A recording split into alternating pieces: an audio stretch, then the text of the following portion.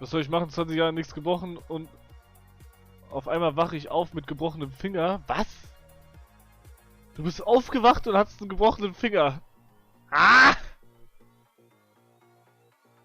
Haki, sein Vater, danke für Twitch Prime Sub. Danke schön. Da geht's zur Ruhe? Ja, ich bekomme jetzt gleich Besuch. Also ich muss jetzt gleich auch offline gehen, glaube ich. Ich habe fast 2 Stunden saß ich hier und habe einfach nur geredet, Digga. What the fuck? Wie kann man sich beim Ballwerfen das Schlüsselbein brechen? WTF. Nee, Digga, komm.